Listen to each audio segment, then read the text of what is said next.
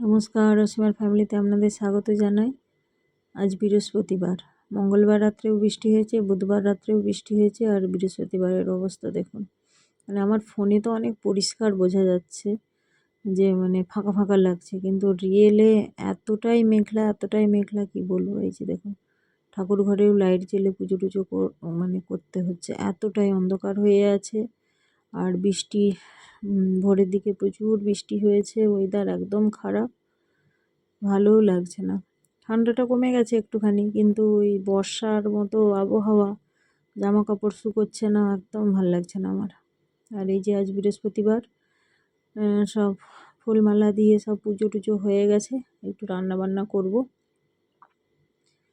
এই যে দেখুন, ওয়েদার ভালো না থাকলে কোনো কিছু কাজ করতেও ভালো লাগে না, এনার্জিও আসে না। শুধু অন্ধকার অন্ধকার মনে হচ্ছে, যেন মনে হচ্ছে এখনও সকালই হয়নি, এরকম টাইপের।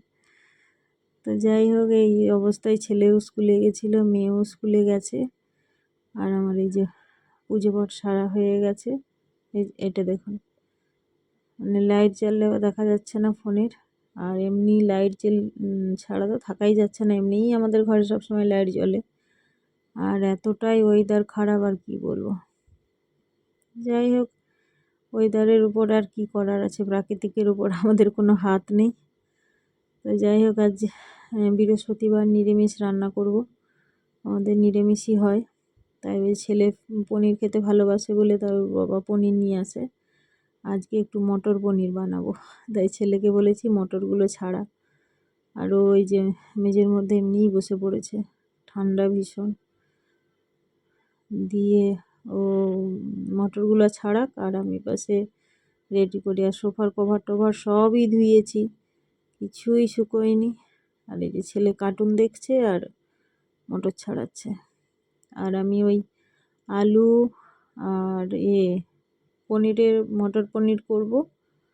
আলু আর ওই ওলকপি দিয়ে একটু দম টাইপের করব প্রেসার কুকারে, ওটা খুব ভালো হয়। আর 2-4টা মটরশুঁটিও দিয়ে দেব, কারণ ওলকপিটা সেদ্ধ হতে একটু সময় লাগে তো, কিন্তু প্রেসার কুকারে দিয়ে দিলে খুব সুন্দর সেদ্ধও হয় আর খুব টেস্টি হয়। আমি এর আগেও একবার করেছিলাম, শায়দ আপনাদের সঙ্গে শেয়ার করেছি।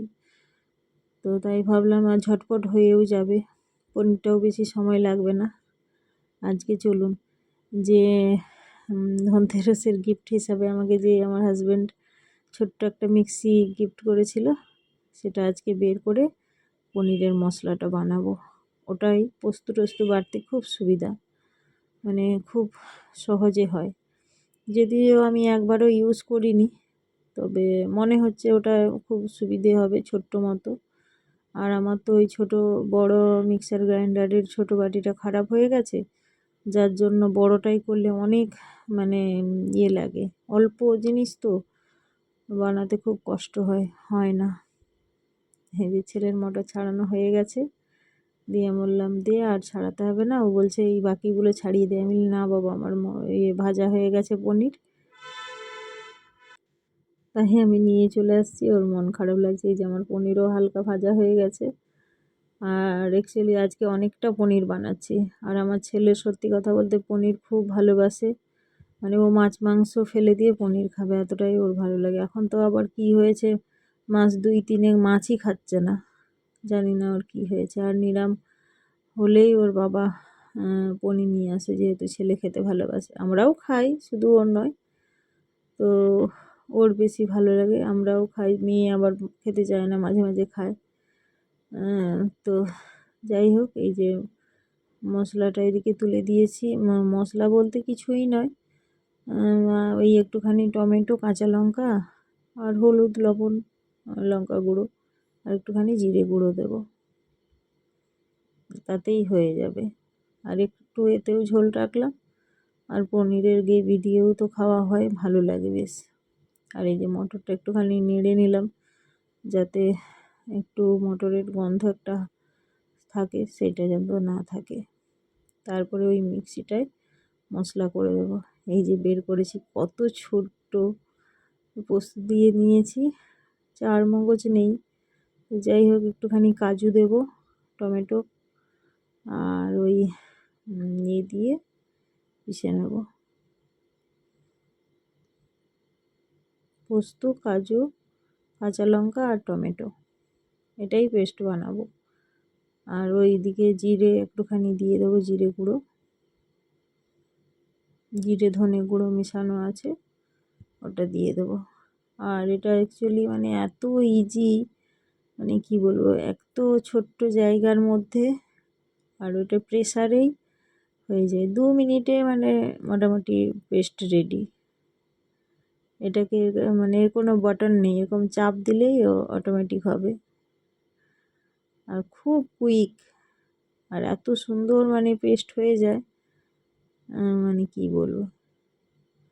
এই যে বানিয়েছি, খুব সুন্দর, মানে এই একটুখানি জল কম হয়ে গেছিলো, তাই খুলে আবার একটুখানি ভালো করে জল দিয়ে আবার করলাম।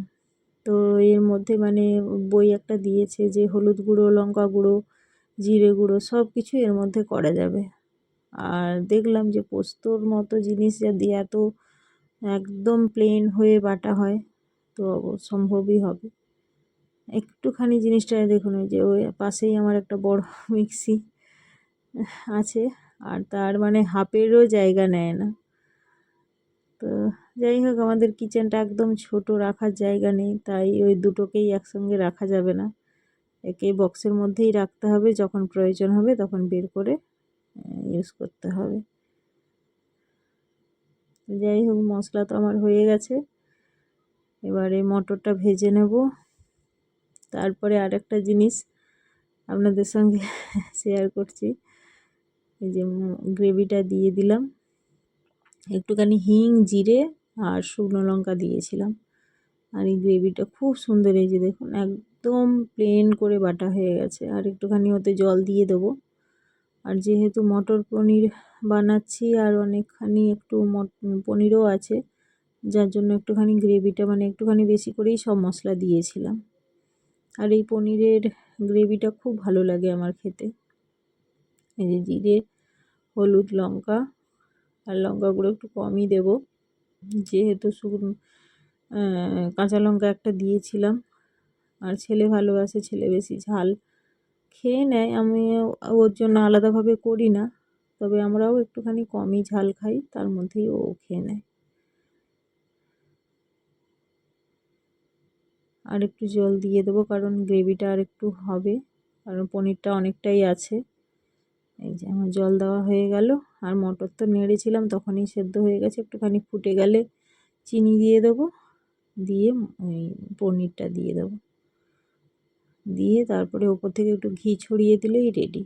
এর বেশি কিছু মশলা লাগে না, ওই একটুখানি পোস্ত, কাজু, বা কেউ চাইলে চারমগজ দিতে পারে, আর একটু টমেটো, আর কাশ্মীরি লাল মির্চ দিলে সেটা একটু লাল লাল টাইপের হয়।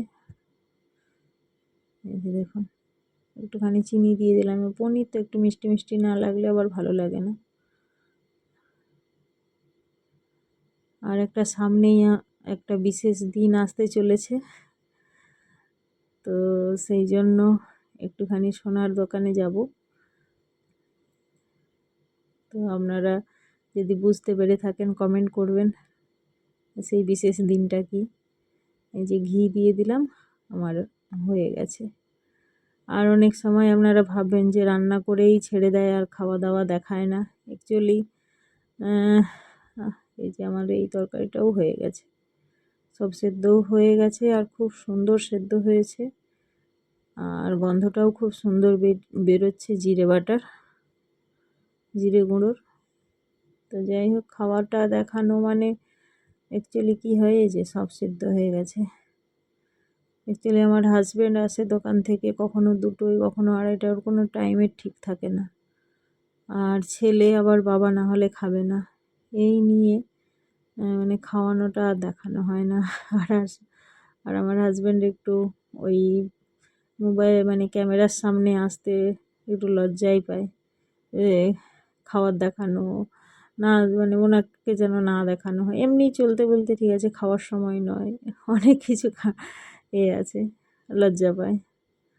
তাই যে চলুন সব খাবার দাবার নিয়েও চলে এসেছি, বসেও গিয়েছি, ওর বাবাও চলে এসেছে। তো সেই জন্য কি হয়, আমাদের রান্না হয়ে যায় কিন্তু খাওয়াটা অনেকটা পরেই হয়। আর এই যে দেখুন ছেলে মেয়ের কাণ্ড। ছোটোবেলা থেকেই আমার মেয়ে শুধু ওই ছেলেকে, ভাইকে শুধু বোন সাজাতো। আর আজকে ওর স্কুলে কি প্রোগ্রাম ছিল, তাই সব জিনিসপত্র গোছাচ্ছিল, আবার এই ভাইকে এরকম করে সাজিয়েছে। এই করে ভাই বোন। একদম যখন ছোট আমার ছেলে, তখন 6-8 মাসের, তখনও সাজাতো। চলুন, এটা হচ্ছে শুক্রবার, রান্নাবান্নাও করেছি, সেগুলো অন্য ভিডিওয়ে শেয়ার করব। আর মুখটা দেখেই বুঝতে পারছেন খুব খুশি খুশি ভাব একটা, কারণ খুব আনন্দ। কারণ সামনেই একটা বিশেষ দিন আসছে, তাই আমার হাজব্যান্ড বলল কিছু সোনার উপহার দেবে। তো কোন মেয়ে খুশি হবে না এটা শুনে। এই দেখুন রাত্রি 9:30 বাজতে যায়, 9:25। তো এত রাত্রেই ও দোকান থেকে এলো, তারপরে বলল চলো এক জায়গায় যাই। আমি বলি কোথায় যাবে? তো বলে চলো। আমি বললাম চলো। সোনার জিনিস কেউ আবার ছাড়ে? কেউ গিফট করবে বললে? তো মেয়ে তো বাড়িতেই আছে, তো ছেলে তো শুনবে না, তাই ছেলেকে নিয়েই গেলাম। এই সামনে, বেশি দূরে নয়। আর চারিদিকে বিয়ের মৌসুম, এগুলো সব বিয়ে হচ্ছে, বিয়ের মৌসুম, চারিদিকে শুধু বিয়ে বিয়ে বিয়ে। একটাও মানে লজ খালি নেই। ওই সামনের একটা লাইট জ্বলছে, ওখানেও হচ্ছে বিয়ে। তো যাই হোক, কেউ যদি বুঝতে পারেন যে বিশেষ দিনটা কি, কমেন্ট করে অবশ্যই জানাবেন। এই যে সামনেই সোনার দোকান, এইটা চলে এসেছি। কি নিলাম সেটা পরের ব্লগে আপনাদের সঙ্গে দেখাবো, বা ওই বিশেষ দিনটাই দেখাবো। তো যাই হোক, এই যে এই কিছু কিছু জিনিস দেখাচ্ছি। সব জিনিস নেই, মানে বের করানো নেই। যখন ওই কোনো ওকেশন বা ওই ধনতেরসের সময় বা পহেলা বৈশাখের সময়, তখন পুরো দোকান সাজিয়ে রাখে, খুব সুন্দর লাগে। মানে দেখলেই মনে হবে যে কোনটা ছেড়ে কোনটা নেব। তো যাই হোক, যখন করছি আপনাদের সঙ্গে হালখাতার সময়, মানে পহেলা বৈশাখ এদের হালখাতা হয়, সেই সময় বা ধনতেরসের সময় আপনাদের সঙ্গে শেয়ার করব। যেহেতু এবছর ধনতেরসের সময় শেয়ার করার কথা ছিল, কিন্তু আমার মেয়ের নাচ ছিল মাঠে, আপনাদের সঙ্গে শেয়ার করেছিলাম, ওই ছেলের মাঠে, খেলার মাঠেই ওর নাচ ছিল। তো সেই জন্য আমি একদিনও বেরোতে পারিনি, পরপর 1 দিন না 2 দিন নাচ ছিল। তো সেই জন্য ধনতেরসে কিছুই কেনা হয়নি, বেরোতেও পারিনি যে আপনাদের সঙ্গে শেয়ার করব। আর দেখলেন তো ধনতেরসের গিফট ব্লগ বানিয়েছিলাম, যে ধনতেরসে কী গিফট দিয়েছে। ধনতেরসের গিফটটা এই রিসেন্ট পেলাম আমি। তো যাই হোক, এখানেও মোটামুটি অল্প স্বল্প জিনিসপত্র আছে, কিন্তু দেখাতে চাইলে মানে দেখায়।